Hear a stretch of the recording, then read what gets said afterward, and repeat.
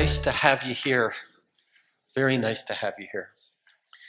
We're starting a new series today, and we're talking about heroes.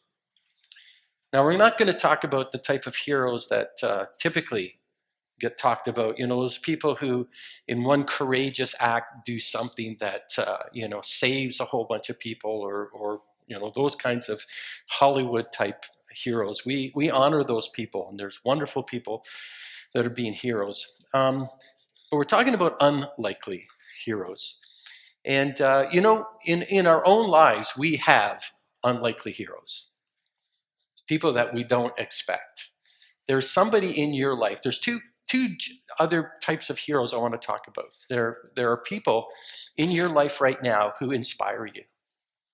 They inspire you because they're living with circumstances or a situation. Or, we heard Don this morning, right? Don, you're a hero. Yeah, Jennifer, you're a hero, right? You don't think of those things, but you inspire us. You move us to live better. We live authentically, live with faith, and live in a way that moves us beyond the complacency of our day. And if there's anybody in your life that inspires you because of their life circumstances, then they're not burdened by their circumstances. They live beyond those circumstances. Their children inspire us. There are kids in our lives who are living with something that for most adults it would be so hard. And yet they inspire us because they live with such an innocence, and they live with such a faith, and they live with such a grace. They're heroes. They're absolute heroes in our lives. There's another type of hero that we don't often talk about, but it's that person who you can say, they were there for me when I absolutely needed someone the most. And they didn't have to do it, or they did it at great expense to themselves, or they were there for me when no one else was there for me. And they risked their reputation, they risked time, they risked a promotion or something like that. But they were there for you when you needed them to. And we don't often put the label of hero on people. We don't, we're afraid to put that kind of label, but in truth, in reality, these people become heroes in our lives because they move us in a direction, they inspire us in a way, they lift us up, and they make life alive. They make life worth living. And you experience this kind of grace and this compassion and this mercy that wouldn't have happened otherwise, because they lived bolder and bigger and more courageous than anybody else around. And they were there for you. And this is the type of hero we're going to talk about in today's message. We're going to, for many of you, if you know the Old Testament story, we're going to look at a woman by the name of Rahab. And to put the background in place, the ancient Israelites are moving into the promised land, and they come to Jericho. Ever hear of the town of Jericho? Right? We know the story about them circling Jericho, sounding the horns and the walls of Jericho falling down. But we're going to look at a little story prior to Jericho that was so vitally important. And we're going to talk about a hero by the name of Rahab. So let me start with the passage coming out of Joshua 2, 1 to 11. Then Joshua secretly sent out 2 spies from the Israelite camp at Acacia Grove. He instructed them, scout out the land on the other side of the Jordan River, especially around Jericho. So the 2 men set out and came to the house of a prostitute named Rahab and stayed there that night. Okay, don't let your imagination run away. All right? Because there's an implication there, right? Okay, let's keep reading. Let's keep reading. But someone told the king of Jericho, some Israelites have come here tonight to spy out the land. So the king of Jericho sent out orders to Rahab. Bring out the men who have come into your house, for they have come here to spy out the whole land. Let's keep going. Rahab had hidden the two men, but she replied, yes, the men were here earlier. She admits to the men being there, by the way. I didn't know where they were from. They left the town at dusk as the gates were about to close. I don't know where they went. If you hurry, you can probably catch up with them. Actually, she had taken them up to the roof and hidden them beneath bundles of flax she had laid out. So the king's men went looking for the spies along the road leading to the shallow crossings of the Jordan River. And as soon as the king's men had left, the gate of Jericho was shut. Here's the last passage I want to read to you before we put this all together for you. Before the spies went to sleep that night, Rahab went up on the roof to talk with them. Listen what she says. I know the Lord has given you this land. She told them, we are all afraid of you. Everyone in the land is living in terror, for we have heard how the Lord made a dry path for you through the Red Sea when you left Egypt, and we know what you did to Sihon and Og, the two Amorite kings east of the Jordan River, whose people you completely destroyed. No wonder our hearts have melted in fear. No one has the courage to fight after hearing such things. For the Lord your God is the supreme God of the heavens above and the earth below. All right, real important story. This kind of sets the scene for the conquest of Jericho by the Israelite people. Now, to continue the story a little bit, just to let you know, she asks the men that when they go back and when they do take the city, that her family would be protected. So they give her a scarlet thread to put out of her window. And that's the way the Israelite people, when they came to take the city, knew not to touch this particular house, that was her and that she was going to be protected. And that's the important thing. Now, when we look at a person like Rahab, she becomes an unlikely hero. You would not have expected her to have such an important and significant pivotal role in what was happening with the Israelite people and moving into. Now, you've always heard about somebody having 3 strikes against them. Rahab had 4. Here they are. Number 1, she was a Canaanite. She was, by nationality, an enemy. You know how you have these cultural enemies. You hear someone as whatever, and you right away you categorize them as an enemy. This is a person that you shouldn't be helping us. All right, Canaanite. Now this next one, be very careful. I know it's 2019, but this is her 2nd strike against her. She's a woman. In that day and age, okay, that's the 2nd strike against her. How could anyone be a hero who is a Canaanite against the Israelites and a woman on top of that? Okay? Again, that's that day and age. So she has 2 strikes against her. What do you think the 3rd strike is?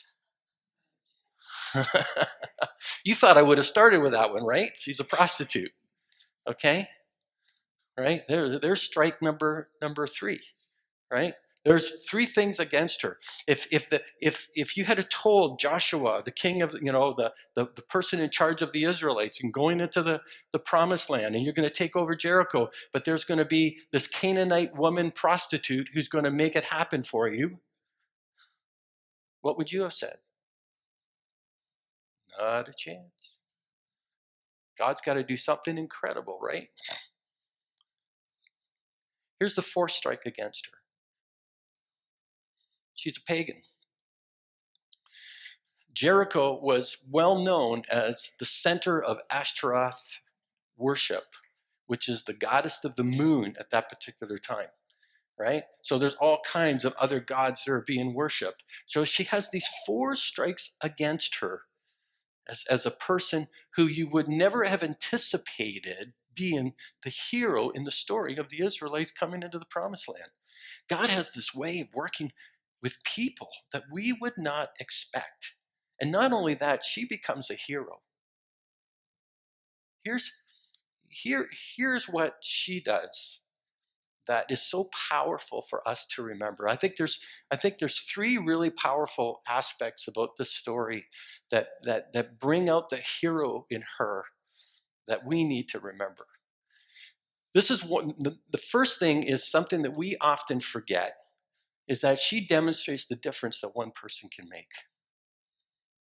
We always want an army around us, or we always want validation for something, or we always are unsure or doubtful about the very things that God is prompting upon our hearts.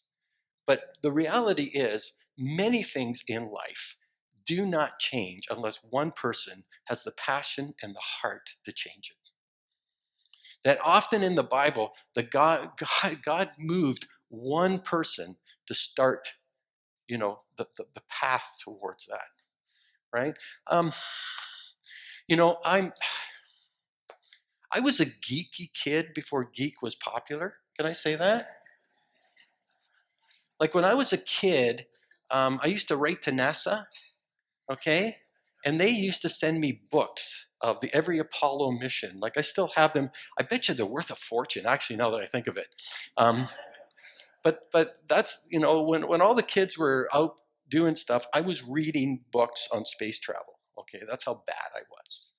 Okay, and NASA was like, you know, holy grail. I remember the first time I went to Cape Canaveral, it was like holy ground for me, years ago. Anyway, but I'm fascinated that everything that NASA did over the years has been eclipsed by one person called Elon Musk.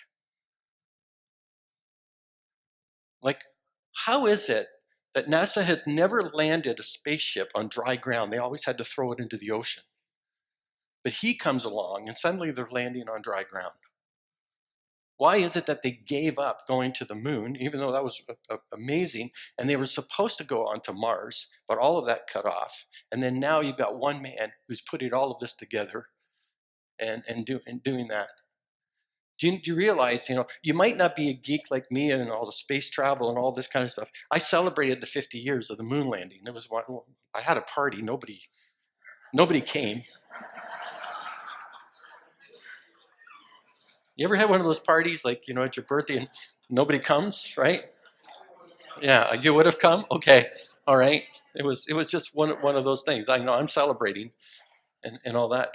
But here's one guy that's kind of moving the entire space program forward, a whole organization that's been trying to do it for years, and one person comes along and changes the world.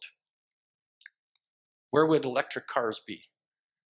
Where would battery, there's whole houses in Australia, whole subdivisions being battery powered because, you know, he saw a need. Now, I don't know, but that's a geek illustration. But in the kingdom of God, many times it's taken one person to make all the difference in the world. And she understood the power of one with God. And that makes all the difference in the world. And often the greatest heroes in our lives are the people who stand up, are the people who make a difference when everyone else is cowering, when everyone is saying it can't be done. I hate that word can't, by the way. Such a four-letter word. The apostrophe is in there just to get away from it being a can't four-letter word. Anyway, but that's very important. The second thing that is important to remember is that when everyone else was cowering in fear, she was reaching out in faith. Listen, that is so, so, so important. Everyone else, remember when we read that last passage, she was talking about everyone's cowering in fear. Everyone's going to, they're in terror. In fact, the word terror is used. But instead of her cowering with the rest of the people and hiding in a corner or anything like that, she reached out in faith. She goes, I know God has given you this land. How many of us have looked at a situation and instead go, I can't go there. It's too fearful. It's too difficult and all that kind of stuff. And meanwhile, people are saying, probably what if God's given you this victory and you're just walking away from it? And yet God has given it to you, and you're not even trying. There are so many, we have this wonderful prayer team in this church, and I love it when I get an email and it says, please pray for so-so, That to me is an example of people saying, in the midst of the fear, in the midst of the difficulty that I'm going through, I'm going to ask for people to come around and pray because I'm trusting God more than the fear that I know could be brought from this situation. Fear is so debilitating in our lives, and it happens all the time. And yet, how many of us have kind of lived minimal lives because we have allowed what is in our head to kind of overtake what is in our heart? Trust God. And this is what makes Rahab so amazing. This is she believed that God was orchestrating events in such a way, and she decided that she would get on the side of God and get on the side of victory. What are you afraid of today? What's holding you back? Here's the third thing, and I'll close with this. Her legacy. Do you realize that in this time frame, she is the first Gentile convert at this time? She's the first one to have a faith in Yahweh as the Israelites are coming into the promised land. There's going to be many more victories after this. But not only that, if you read the genealogy in Matthew, her name is there. She's in direct lineage of Jesus Christ. Imagine, Jesus in your lineage, you have a Canaanite woman, prostitute, pagan, who's come to faith.